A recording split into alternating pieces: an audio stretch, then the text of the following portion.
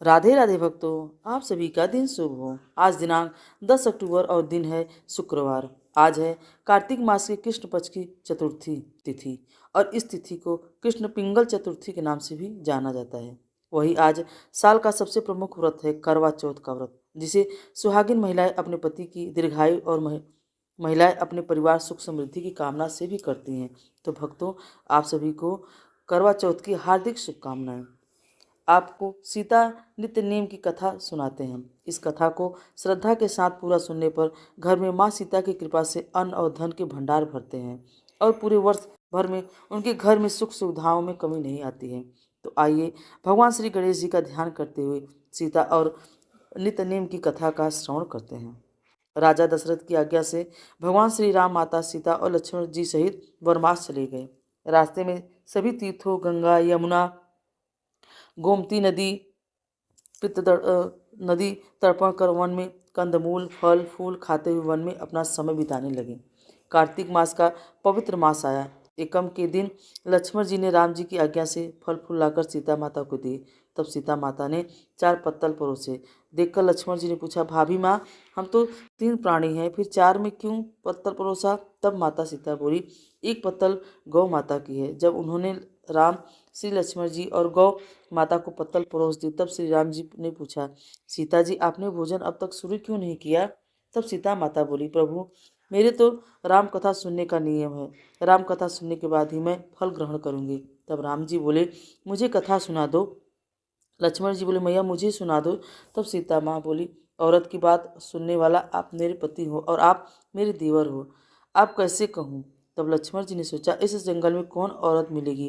तब लक्ष्मण जी ने अपनी माया से एक नगरी का निर्माण किया और उस नगरी में सारी सुख सुविधाएं भर दी। उस नगरी में सारी चीज़ें सोने की थी, इसलिए उस नगरी का नाम सोन नगरी रख दिया।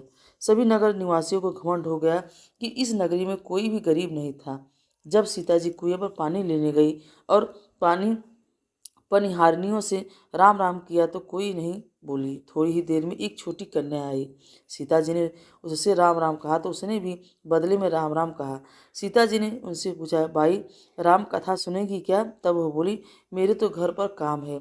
सीता जी ने कहा, मेरे पति राम और मेरे देवर लक्ष्मण भूखे हैं। वह छोटी लड़की बोली, मेरी माँ मेरे घर पर इंतजार कर रही है। और ऐसा कहकर वह लड़की वहाँ से जाने लगी। तब माता सीता ने क्रोध में सारी नगरी साधारण सी हो गई। माता सीता के क्रोध से सारी नगरी साधारण सी हो गई। और जब वह लड़की अपने घर पहुंची तो माँ बोली, भाई, यह क्या हुआ? तब लड़की बोली, मुझे तो कुछ नहीं पता, लेकिन माँ, वहाँ पर एक साध्वी बैठी थी जो मुझे राम कथा सुनने के लिए कह रही थी, लेकिन मैंने कथा नहीं सुनी। अगर उसने कुछ किया हो तो पता नहीं। यह बात जानकर उसकी माँ ने उससे कहा, कि जाकर उसकी कथा सुन लो। लेकिन लड़की ने कहा, कथा सुनने से मना कर दिया। तब उसकी बहू बोली, माँ जी, अगर आपकी आज्ञा हो तो मैं कहानी सुनकर आती हूँ। जब बहू कुएं पर गई तो वह बार बार मटके में पानी भरती और खाली करती जाती। यह देखकर सीता जी ने उससे कहा, आपको घर पर कुछ काम नहीं है क्या? तब वह बोली, माता जी, मैं तो सारा काम करके आई हूँ। सीता जी मैया बोली, तूने मुझे माँ कहकर पुकारा है, अगर तेरे पास समय हो तो मेरी राम कहानी सुन लोगी क्या?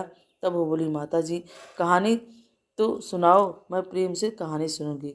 चंदन की चौकी, मोतिया हार, राम कथा मारे हिवड़े रे आधार, राम कथा सुनाओ, राम नाम मनाओ, राम कहे तो परदेश जाऊं। सीता जी ने कहा, ए बाई, तूने मेरी मृत्यु लोक में मदद करी है, भगवान तेरी स्वर्ग लोक में रक्षा करेंगे। तब सीता जी ने राम कथा सुनाई। बाई ने कहा, सुनी, और राम बैठो, राम जल भर झारी लाई, राम के किलारी दातुन लाई, राम ठंडा जल भर लाई, राम संपाड़ो पधारो, राम झंगलिया टोपी लाई, राम कड़ा किलंगी लाई, राम स्वर्ण सिंहासन लाई, राम तापर आप विराजो, राम झालर टिकारा लाई, राम संग ध्वनि गणराउ, राव हिवड़े हीरे सेवे, राम निरक्ता मन मोहे, राम चरण शरण में आए, राम शरण आपरे ले लीलो, राम माखन मिश्री लाई, राम माखन मिश्री आरोगो, राम दूध भर कटोरी लाई, राम मेवा चिरौजी परोसो, राम खाती मीठी चाखा, राम चरखो खरखो आरोगो, राम रुचि रुचि भोग लगाओ, राम जो भायो सो ले लियो, राम जल भर झारी लाई, राम अबे आचमन कर लीजो, राम ने श्याम राम गम छू लई, राम हाथ मुँह पोछ लियो, राम पुष्पो सेज बिछाऊं, राम अतर्या छिड़काऊं, राम हियू डोलिया दुर, राम सीता जी चरण दबाऊं, राम सुख भर सेज पोढ़ो, राम हाजर पंखा डोलूं, राम धाम राम मामे, राम रोम रोम में, राम ही राम घट घट मायो बिराजो, राम सुख में तुलसी बोलो, राम खाली मिजाज काई, काम जब बोलो, जब राम ही राम बोलो, पंछी राम राम पुर होवे, मंगल काम। इस प्रकार काम कथा पूर्ण हुई तो सीता माता ने कहा, हे भाई, तूने मेरी राम कथा सुनी है, मेरी सहायता की है, राम लक्ष्मण जी को जिमाया है, भगवान तेरी भी रक्षा करेंगे, तुझे स्वर्ग का सुख मिलेगा। सीता माता ने उपहार स्वरूप अपने गले का हार उसे दे दिया।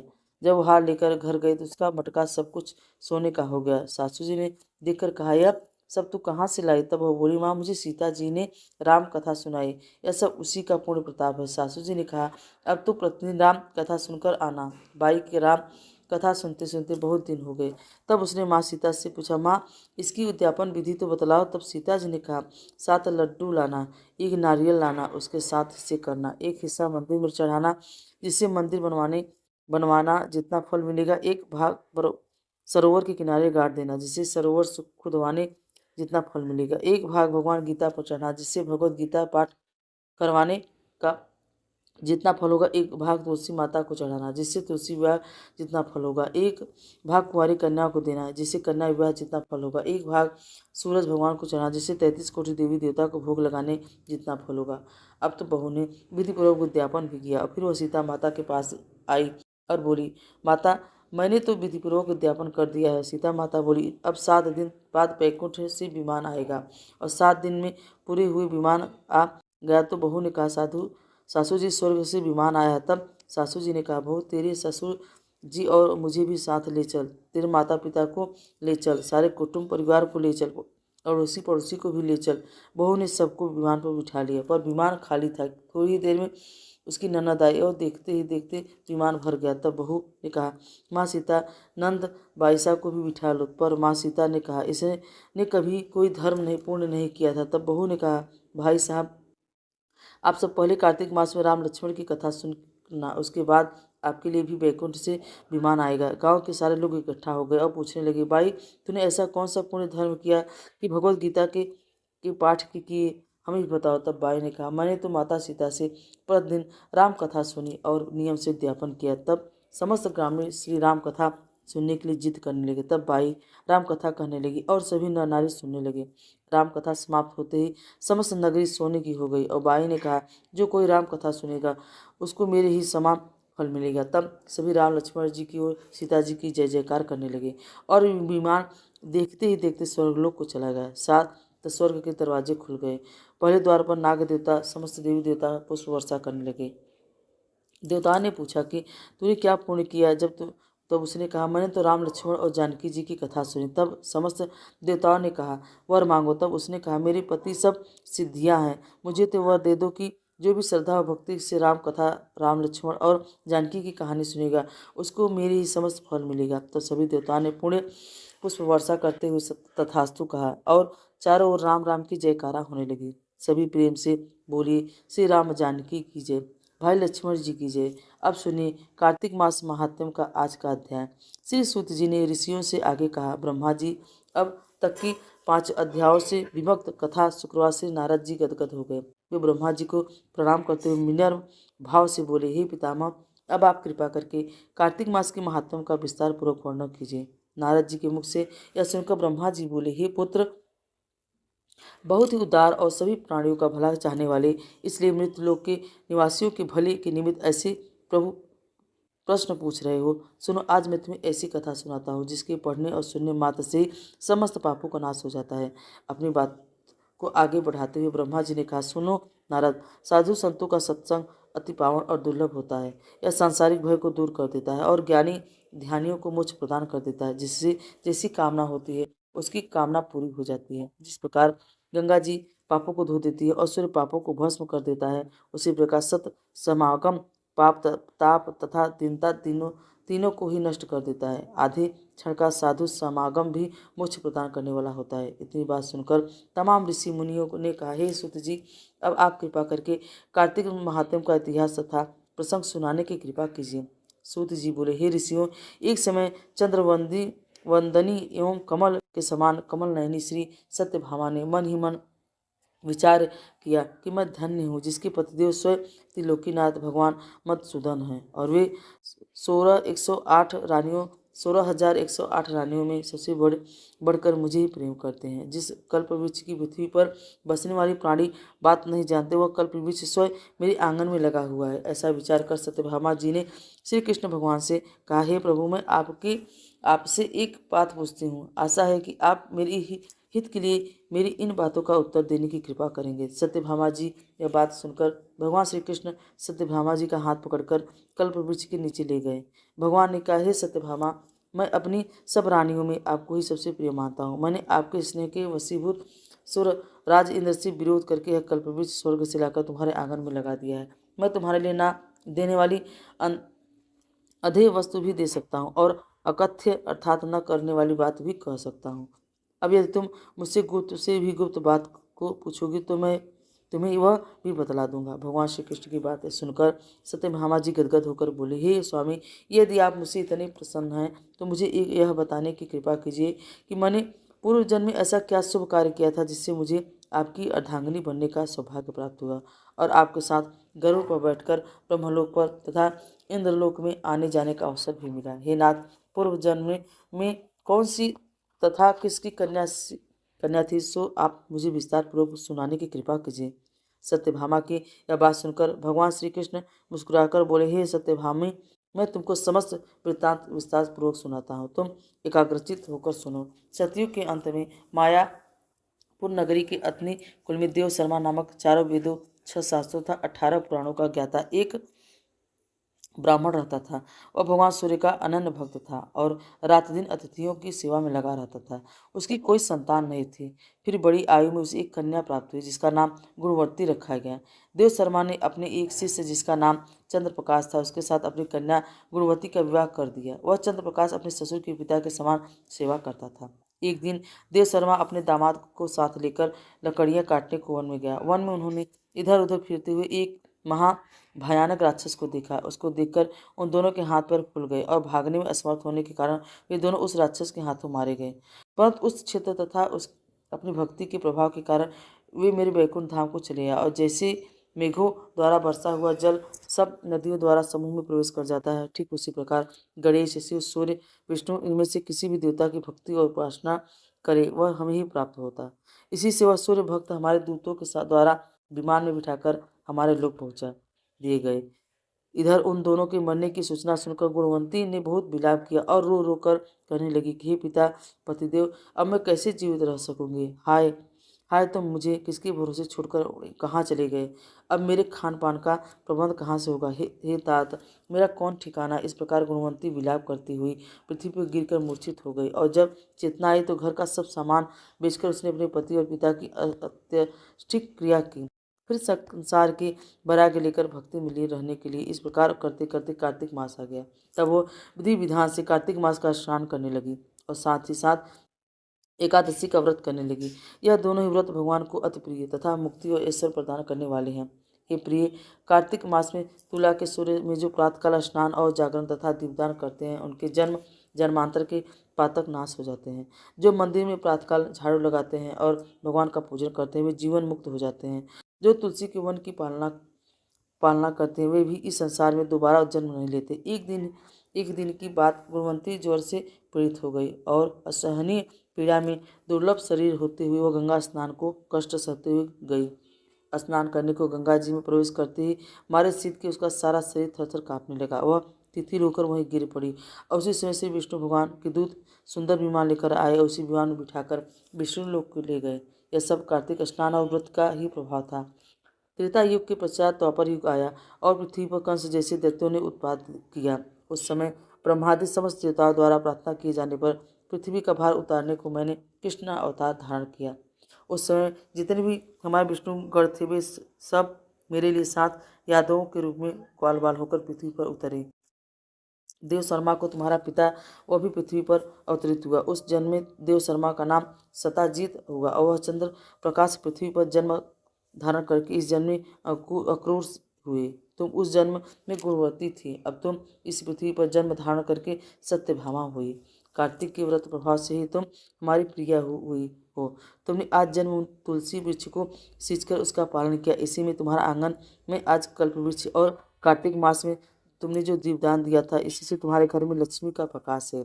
कार्तिक मास में व्रत आदि करके जो तुमने काया कष्ट सहन किया, उसी से तुम मेरी अर्धांगिनी हुई। जो कोई कार्तिक मास में व्रत आदि करता है और मुझे तुम्हारे समान प्रिय होता है, ये प्रिय अन्य दूसरे जप तप यज्ञ दान आदि कार्तिक मास के 16वें भाग से के बराबर नहीं होते हैं।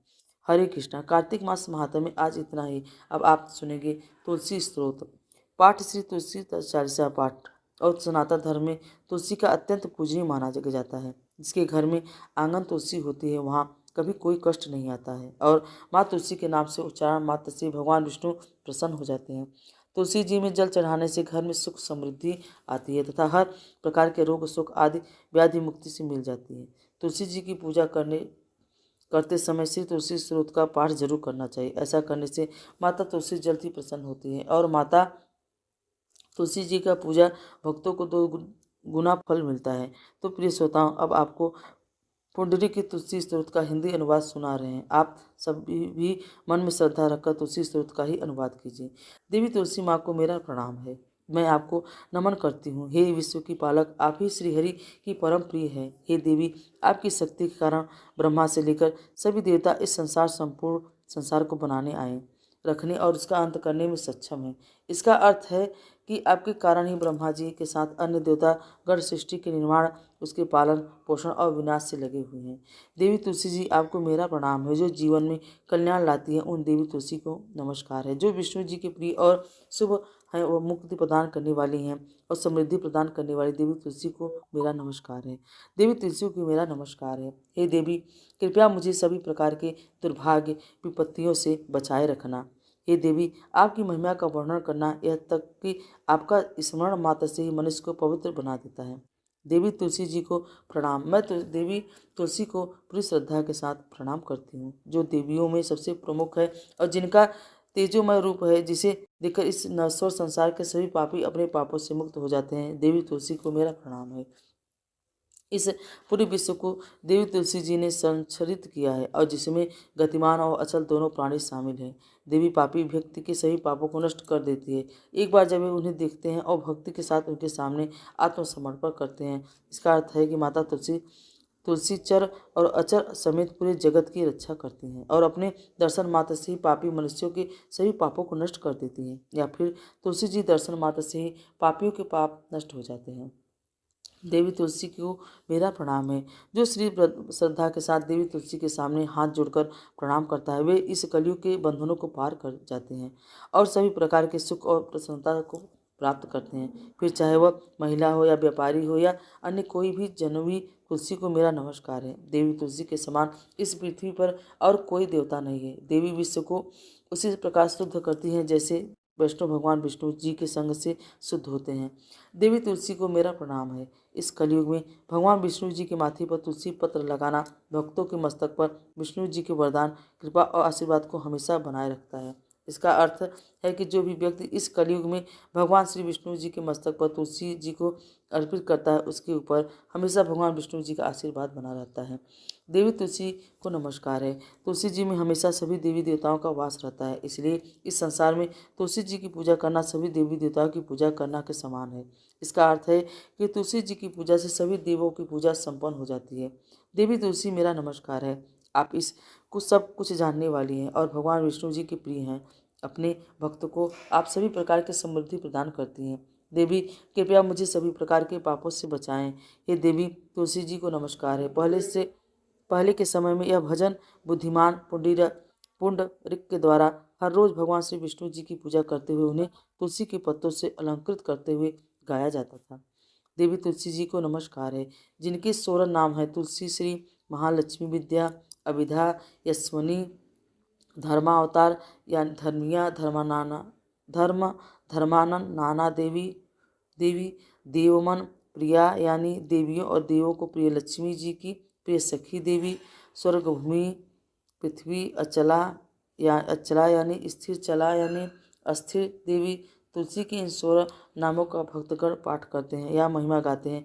देवी के 16 नामों का पाठ करने वाले भक्त आसानी से श्री हरि की भक्ति प्रदान कर लेते हैं और अंत में भगवान विष्णु जी के चरण कमलों में स्थान प्राप्त करते हैं, जिन्हें माँ तुलसी, पृथ्वी, महालक्ष्मी, कमल की स्वामिनी और श्री हरि की प्रिया के नाम से भी जाना जाता है।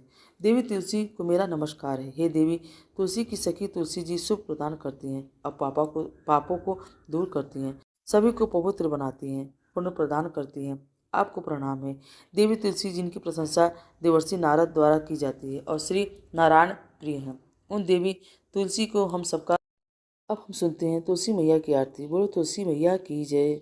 तो नमो नमो तुलसी महारानी, नमो नमो जय धन तुलसी, पूर्ण तब कीन्हो शालिक, राम बनी पटरानी। नमो नमो जय तुलसी महारानी, नमो नमो हर की पटरानी। नमो नमो जाके पंच पंजरी, कोमल श्रीपति कमल चरण लपटानी। नमो नमो जय तुलसी महारानी, नमो नमो हरि की पटरानी। नमो नमो कौन महीने बोई रानी, तुलसी कौन महीने हुई हरियाली। नमो नमो जय तुलसी महारानी, नमो नमो हरि की पटरानी। नमो नमो कोई महीने हुए तेरी पूजा, कौन महीने हुई पटरानी। नमो नमो जय तुलसी महारानी, नमो नमो आषाढ़ मास में बोई रानी, तुलसी सावन महीने हुई हरियाली। नमो नमो जय तुलसी महारानी, नमो नमो हरि की पटरानी। नमो नमो कार्तिक मास हुई तेरी पूजा, मांग सिर मास हुई पटरानी। नमो नमो जय तुलसी महारानी, नमो नमो हरि की पटरानी। नमो नमो धूप दीप नैवेद्य आरती पुष्पन की वर्षा बरसानी। नमो नमो जय तुलसी महारानी, नमो नमो हरि की पटरानी। नमो नमो 56 भोग सो व्यंजन बिन तुलसी, हरि एक नमो मानी। नमो नमो जय तुलसी महारानी, नमो नमो जय हरि की पटरानी। नमो नमो जो तुलसी को सवेरे गाए, श्री कृष्ण के दर्शन पावे। नमो नमो तुलसी महारानी, नमो नमो हरि की पटरानी। नमो नमो जो तुलसी को दोपहर गावे, खीर खाड़ का भोग लगाए। नमो नमो जय तुलसी महारानी, नमो नमो हरि की पटरानी। नमो नमो जो तुलसी को साँझ को गावे, श्री कृष्ण की आरती उतारे। नमो नमो जय तुलसी महारानी, नमो नमो हरि की पटरानी।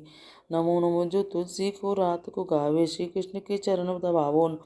तुलसी महारानी, नमो नमो जय तुलसी महारानी पटरानी। नमो नमो सखी मैया तेरो यश गावे, भक्ति दान की महारानी। नमो नमो जय तुलसी महारानी, नमो नमो हरि की पटरानी। नमो नमो जय तुलसी महारानी, नमो नमो हरि की पटरानी। बोलो तुलसी मैया की जय, विष्णु भगवान की जय। राधे राधे।